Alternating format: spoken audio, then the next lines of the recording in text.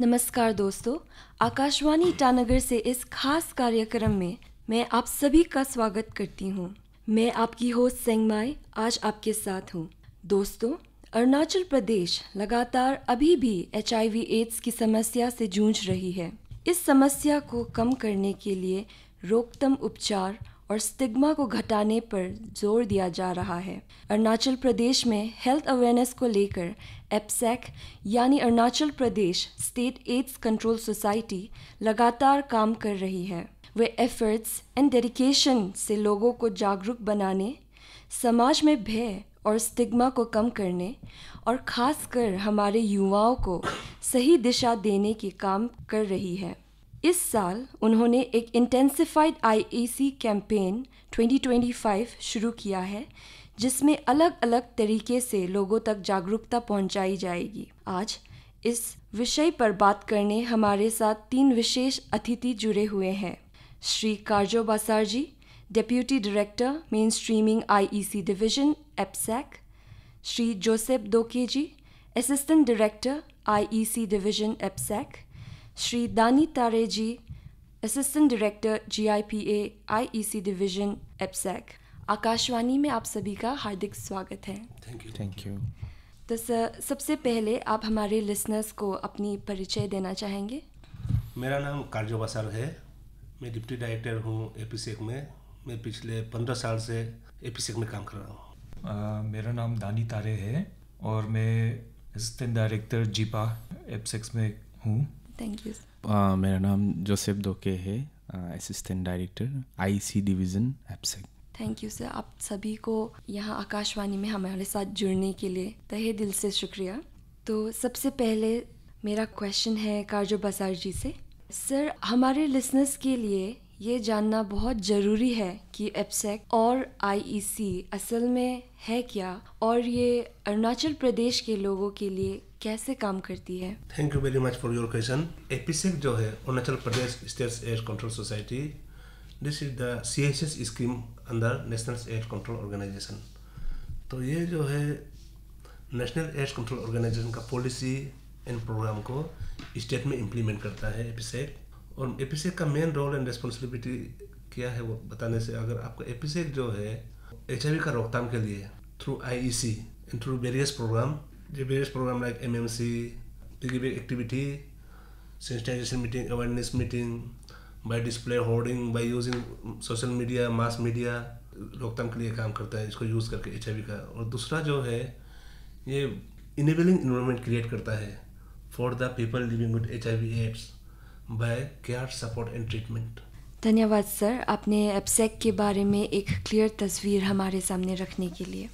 Sir, आपसे मैं ये भी पूछना चाहूँगी, IEC के थ्रू एप्सैक लोगों में HIV एड्स और दूसरे हेल्थ इश्यूज़ के प्रति अवेयरनेस कैसे फैला रही है sir? IEC through various mode, इनका हर मोड है आपका। जैसे आजकल इलेक्ट्रॉनिक मोड को यूज़ करता है, जैसे आपका सोशल मीडिया में यूज़ करता है, जैसे हम लोग का बल्क SMS है, through Instagram, through X, through Facebook. हम लोग इसमें हमारा मैसेज को हम लोग for the youth, for the general population हम लोग इसमें डिसमिनेट करता है। फिर दूसरा है आपको जैसे बताया multimedia campaign on HIV AIDS. This programme is specially for youths. तो मल्टीमीडिया कैंपेन में हम एक रॉक प्रोग्राम का आयोजन करता है, जिसका तहत यूथ को हम बुलाते हैं, यूथ का पार्टिसिपेट करवाते हैं, तो वही हम अपना मैसेज वगैरह वहाँ शेयर करते हैं। दूसरा है आपका, अब हम जैसे बताया आपका ये पिगीबैक एक्टिविटी। हम IEC में हर जो गवर्नमेंट का स्पेशली आपका स्पोर्ट्स इवेंट है, कल्चरल इवेंट है, जस्ट लाइक मिस अरुणाचल, वहाँ हम अपने आप को चिप इन करते हैं। तो अपना जो मैसेज को वहाँ हम अपना मैसेज को डिसमिनेट करते हैं थ्रू द इन्फ्लुएंसर और थ्रू आवर पार्टिसिपेंट्स। और दूसरा है आपका through sensitisation meeting with the line department like social welfare department, सजेता, सालसा, तो लाइन डिपार्टमेंट का साथ भी हम उनका साथ काम करते हैं। दूसरा फिर जो है एडवोकेसी मीटिंग, तो हम अपना जो लाइन डिपार्टमेंट है, जो स्टेक होल्डर्स है, उनका साथ कंटिन्यू एडवोकेसी मीटिंग करते हैं for the welfare of PLHIVs and for implementation of HIV policies in our state. Sir, आपसे और एक सवाल है कि इंटेंसिफाइड IEC कैंपेन 2025 का मेन एम और ऑब्जेक्टिव क्या है और इस कैंपेन के टारगेट पॉपुलेशन के बारे में भी हमें बताइए, या किस लोगों तक ये ज़्यादा फोकस करेगी। Intensified IC campaign, this is the second time we are having in our state. तो इसमें लास्ट 12 अगस्त को ये हमारे ऑनरेबल हेल्थ मिनिस्टर द्वारा पासीघाट से लॉन्च किया गया था। तो यहाँ में हमारा जो मेन टारगेट है, जो जनरल पॉपुलेशन और आपका यूथ्स, ये हमारा मेन टारगेट है। क्योंकि हमारा एपीसेक का प्रोग्राम में हमारा जो पार्टनर्स है, TI पार्टनर्स है, हम कुछ सर्टेन कम्युनिटी का साथ, टारगेट पॉपुलेशन का साथ काम करता है। जैसे कि आपका TGs हो गया, MSM हो गया, या हम लोग का जो की पॉपुलेशन या HRGs group. But in this campaign we focus on general population in the youth, other than our targeted population, to enhance knowledge and understanding of HIV and stay among the general population. Main target group है youth and general population. Okay, thank you sir.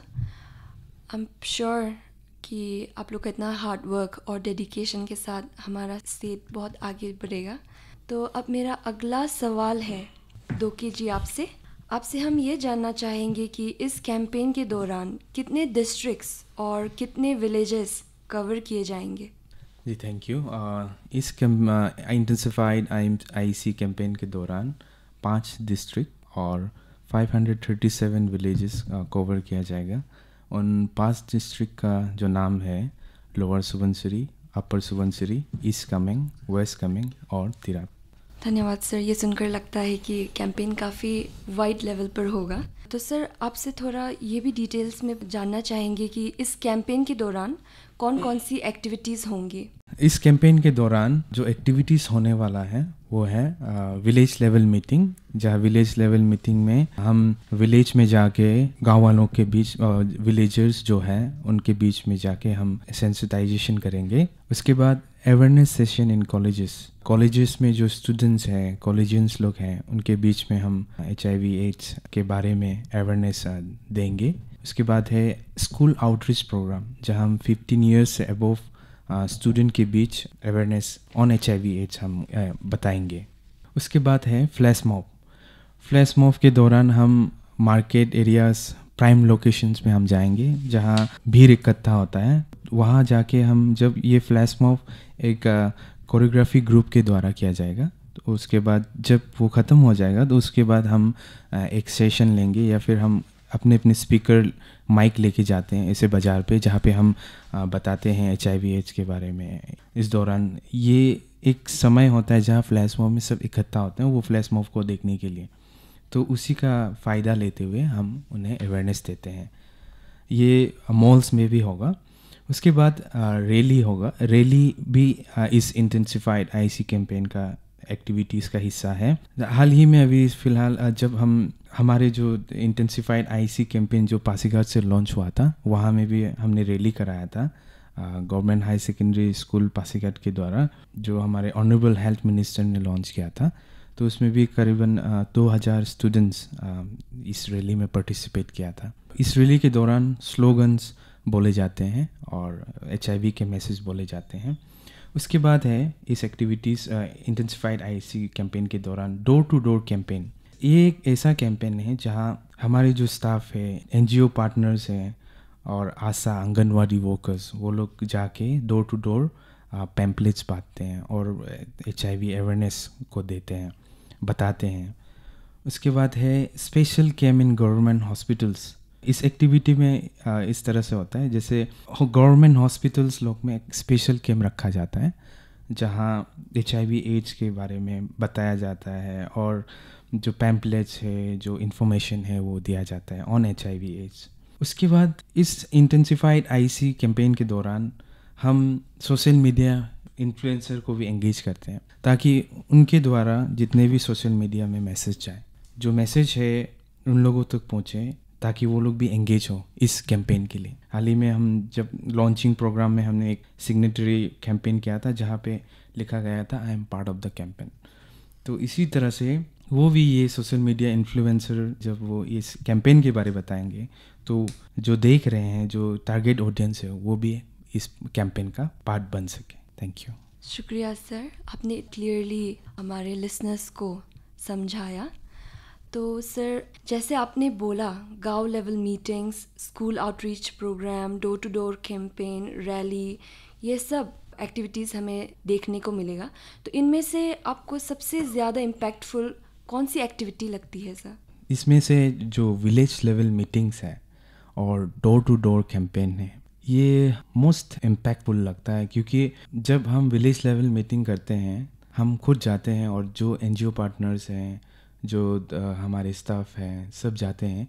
जब उस दौरान हम interactive session होता है, हम एक closely हम बात कर सकते हैं, ताकि जब उनका कुछ क्वेरीज हो तो हमें पूछ सकते हैं और हम उन्हें बता सकते हैं।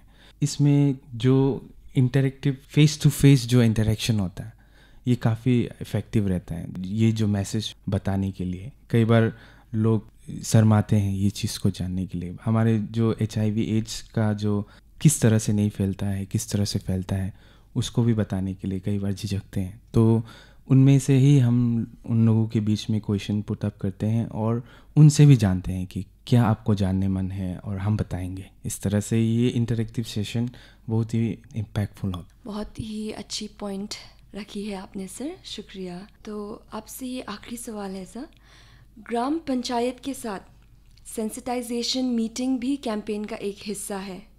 तो आप क्या हमें बता सकते हैं कि ग्राम पंचायत लेवल पर अवेयरनेस क्यों ज़रूरी है? ग्राम पंचायत लेवल पे अवेयरनेस इसलिए ज़रूरी है ताकि जो ग्राम पंचायत लेवल से अवेयर रहे, इन्फॉर्म रहे। जिस तरह से अगर एक ग्राम पंचायत को हम सेंसिटाइज कर देते हैं तो वो पंचायत जो इलाका है उसके लिए काफ़ी लाभदायक होता है। मान लो अगर पंचायत के दौरान किसी मीटिंग के दौरान HIV एड्स का टॉपिक निकल आया, तो उसमें अगर हमें उन्हें सेंसिटाइज कर दें, हम उन्हें अवेयर कर दें कि HIV इस तरह से फैलता है, इस तरह से नहीं फैलता है। आज गाँव में, कई अर्बन रूरल एरिया में बहुत सारा मिथ्स एंड मिसकंसेप्शन है HIV एड्स के बारे में। तो अगर हम ग्राम पंचायत लेवल में भी उस मिथ्स और मिसकंसेप्शन को अगर हम बता दें कि मिसकंसेप्शन ये है, मिथ्स ये है कि मच्छर काटने से HIV फैलता है, साथ खाने से HIV फैलता है, इस तरह से नहीं फैलता। मच्छर काटने से HIV नहीं फैलता, साथ खाने से HIV नहीं फैलता, साथ टॉयलेट शेयर करने से HIV नहीं फैलता, साथ कपड़े बदलने से HIV नहीं फैलता। तो अगर इस चीज़ को अगर हम ये मिथ्स और मिसकंसेप्शन को अगर हम बताते हैं तो आने वाले दिन में ग्राम पंचायत लोगों के लिए भी बहुत ही अच्छा होगा। और उन्हें हम ये भी सेंसिटाइज करते हैं कि अगर किसी को HIV हो गया तो उसको क्या करना चाहिए, ट्रीटमेंट के लिए कहाँ जाना चाहिए, अगर किसी को टेस्ट कराना हो तो कहाँ जाना चाहिए। इस तरह के सेंसिटाइजेशन का पार्ट हम ग्राम पंचायत लेवल को देते हैं और यही जाके आगे ये जो अवेयरनेस का जो सिलसिला है आगे बढ़ते जाता है। जैसे कि हम लोग सब जानते हैं कि मिसकंसेप्शन एक लोगों के लिए बहुत बड़ा प्रॉब्लम हो जाता है, तो इसीलिए आप लोग इतना हार्ड वर्क कर रहे हैं, आप लोग का इतना एफर्ट्स, डेडिकेशन आई होप रंग लाए। तो मेरा नेक्स्ट क्वेश्चन है तारे जी से। सर, स्कूल और कॉलेज आउटरीच प्रोग्राम्स को लेकर आप क्या सोचते हैं और क्या इससे स्टूडेंट्स में health awareness long term impact डाल पाएंगे? Thank you. जब हम बात करते हैं स्कूल और कॉलेजेस के, तो स्कूल एंड कॉलेजेस वो जगह है जहाँ पे असली अवेयरनेस की फाउंडेशन रखी जाती है। हमारे एपसेक्स के प्रोग्राम्स के द्वारा, जैसे कि RRC से, रेड रिबन क्लब से एंड हमारे तरफ से अवेयरनेस प्रोग्राम्स देते हैं हम स्कूल्स एंड कॉलेजेस में। तो फ्रॉम द स्टार्टिंग वो लोग अगर ग्रास रूट लेवल से हम उसे अवेयरनेस के नॉलेज अगर हम लोग देते हैं तो वो लोग अपने लाइफ में आगे जाके उसे पता रहेगा कि ये HIV कैसे फैलते हैं and they can protect themselves. Actually school students है, ये हमारे स्कूल एंड कॉलेज का स्टूडेंट नाको और एपीसेक्स का, और नॉट ओनली एपीसेक्स का, बहुत एक इम्पोर्टेंट कंपोनेंट है। तो हमारा थ्रू आउट ऑफ स्कूल, हमारा हर साल आउट ऑफ स्कूल प्रोग्राम चलते हैं। For school student adolescence education programme हमारे चलते हैं, and for colleges red ribbon club, and we are involving them in our every activity of APSACS. तो उसका चलते हमारा ये मानना है वो अपने आने वाले भविष्य के लाइफ में, तो अगर यही से अगर स्टूडेंट लेवल से वो सशक्त होके जाएगा, नॉट ओनली HIV, उनको ये पता रहेगा कि किस चीज़ को उसे ना कहना है। लाइक पीयर प्रेशर में बहुत सारे लोग गलत कर जाते हैं, तो उसे ये नॉलेज रहेगा कि किसे वो ना कहना है, उसका पास ये नॉलेज रहेगा। इसीलिए हम स्कूल एंड कॉलेजेस को बहुत ध्यान देते हैं, ताकि हमारे जो आने वाला नस्ल है, आने वाला भविष्य है, आने वाला फ्यूचर है, वो सेफ रहे और साउंड रहे। क्योंकि एक बीमार शरीर कुछ और नहीं सोच सकता है। तो हमारा जो मेन एम है, तो स्टूडेंट को फोकस इसलिए कर रहा है क्योंकि हमें एक स्वस्थ शरीर, हमारे स्टूडेंट को एक स्वस्थ स्ट्रॉन्ग हमारे फ्यूचर देना है हमारे देश को। और हम मानते हैं कि अगर हम आज से हमारे स्टूडेंट को, हमारे युवा को ये नॉलेज आज से हम इम्पार्ट करके रखेंगे, तो उसका लाइफ टाइम में वो इम्पेक्ट कर जाएगा। क्योंकि आज वो नॉलेज यहाँ से लेके जाएगा, कल वो अपना फैमिली में शेयर करेगा, इसका एक लाइफ टाइम इम्पेक्ट रहेगा। बहुत सही बात की आपने सर। तो तारी जी, हर कैंपेन के कुछ ना कुछ चैलेंजेस होते हैं, तो आपके हिसाब से एप्सेक को IEC एक्टिविटी चलाते वक्त सबसे बड़ा चैलेंज क्या होता है? सबसे बड़ा चैलेंज है दूर दराज गाँव तक अवेयरनेस पहुंचाना। दूसरी चैलेंज है स्टिग्मा, एंड लोग आज भी ओपनली HIV के बारे में बात करने से शर्म करते हैं, और यूथ को एंगेज करना भी इजी नहीं है क्योंकि उनके पास ऑलरेडी बहुत डिस्ट्रैक्शन होते हैं, एंड वो लोग का साथ में समय नहीं होते हैं। तो सबसे बड़ा चैलेंज है कि दूर दराज गाँव तक अवेयरनेस पहुंचाना। दूसरी चैलेंज है स्टिग्मा, आज भी उसे बात करने के लिए हिचकिचाता है। हर एक्टिविटी में, हर प्लान में हमें चैलेंज फेस करना पड़ता है। इवन हमें अपना फैमिली चलाने में चैलेंज फेस करना पड़ता है, लेकिन ये एक बहुत बड़ा चैलेंज है। एक्चुअली जैसे हमारे दोस्त ने कहा, अरुणाचल एक ऐसा जगह है, आज तक बहुत सा गांव में ऑनलाइन कनेक्टिविटी नहीं है, आपका सोशल मीडिया का रीच आउट नहीं है, जिसका चलते उन्हें रीच करना हमारे लिए टफ होता है। ये एक सबसे बड़ा चैलेंज है। दूसरा, आज भी इवन हमारा सभ्य सोसाइटी में भी कल्चरल इन्फ्लुएंस HIV को लेके बात करने के लिए हिचकिचाते हैं, स्पेशली हमारा फीमेल पॉपुलेशन और हमारा जो फैमिली मेम्बर्स है वो। तो जब आप ये कैंपेन हम डोर टू डोर करने जाएंगे, हाउस टू हाउस करने जाएंगे, तो हमें ये फेस करना पड़ता है क्योंकि नहीं, ये फैमिली है, बाल बच्चा है, थोड़ा ये बात नहीं कर पाएगा। हर समय से हम बहुत जगह हमें ऐसे रिस्पॉन्स मिलता है, तो ये एक सबसे बड़ा चैलेंज रहता है। दूसरा है स्कैटर्ड पॉपुलेशन, क्योंकि हम ये कहता है कि जैसे 537 विलेज कवर करना है, तो हम लास्ट टाइम का एक्सपीरियंस को भी आपको शेयर कर रहे हैं। हम जाते हैं आफ्टर 2 आवर्स ड्राइव मिलता है 2 घर 3 घर, तो पॉपुलेशन नहीं है और हमारा टारगेटेड पॉपुलेशन नहीं है। तो ये एक सबसे बड़ा चैलेंज है हमारा। फिर दूसरा भी जैसे मानसून चल रहा है, ये मानसून का चलते हमारा आने जाने के लिए प्रॉब्लम होता है। फिर आपका अभी फार्मिंग का पीक सीज़न है, पीक सीज़न में हमारे जहाँ हम जो टारगेट को रीच करना है, जिससे मिलना है, उसको हम नहीं मिल पाता है क्योंकि वो फार्मिंग सीजन में वो हमें ज़्यादा इम्पोर्टेंस नहीं देता है। उनका प्रायोरिटी HIV के सेगमेंट नहीं या HIV का नॉलेज नहीं है, तो मेन चैलेंज है उसका प्रायोरिटी कुछ और रहता है। ये हमारा सबसे बड़ा चैलेंज है। थैंक यू सर, आप लोगों ने इतना एप्सेक के बारे में हमारे लिसनर्स को इतना अच्छा से समझाया, और आप लोग इतना इम्पैक्टफुल हमारे सोसाइटी के लिए काम कर रहे हैं। तो उसके लिए मैं आपको हमारे लिसनर्स से, हमारे आकाशवाणी की टीम से और on behalf of the society बहुत थैंक यू बोलना चाहती हूँ। तो आखिर में मेरा सवाल ये है कि मैं आपसे एक छोटा सा रिक्वेस्ट करना चाहूँगी कि आप हमारे लिसनर्स के साथ, खासकर हमारे यूथ के साथ, क्या मैसेज देना चाहेंगे अवेयरनेस और एप्सेक की एफर्ट को सपोर्ट करने के लिए? सबसे पहले तो मैं यूथ से यही कहना चाहूँगा, don't ignore remembers once again. Here don't ignore means don't ignore HIV, remember once again. ये आज भी हमारे सोसाइटी में है और बहुत तेज़ी से फैल रहा है। और दूसरा मैं ये कहना चाहूँगा, HIV जो हमारा HIV पेशेंट है, जो हमारे PLHIV है, पीपल लिविंग विद HIV, उनका साथ भेदभाव या डिस्क्रिमिनेट नहीं करे, उन्हें सपोर्ट दे। सपोर्ट से प्यार बढ़ता है, HIV नहीं। और आजकल हर यूथ का पास स्मार्टफोन है, आप दिन में एटलीस्ट 2 मिनट अपना लिए निकाले और 1097 हमारा टोल फ्री नंबर है, यहाँ डायल करें। ये हमारा HIV का हर इन्फॉर्मेशन आपको यही मिल जाएगा। Thank you. Thank you. So बहुत अच्छा मैसेज दिया, बहुत स्ट्रॉन्ग मैसेज दिया। तो दोस्तों, आज हमने जाना कि एप्सेक किस तरह से इंटेंसिफाइड आईईसी कैंपेन 2025 के थ्रू अरुणाचल प्रदेश में हेल्थ अवेयरनेस को लेकर नई सोच और नई उमंग ला रही है। हमारे रिसोर्स पर्सन श्री कार्जो बसार जी, श्री जोसेफ दोके जी और श्री दानी तारे जी को हमारे साथ अपने अनुभव और सोच शेयर करने के लिए दिल से धन्यवाद। इसी के साथ मैं आपकी होस्ट सेंगमाई आपसे विदा लेती हूँ। धन्यवाद और बने रहिए आकाशवाणी के साथ।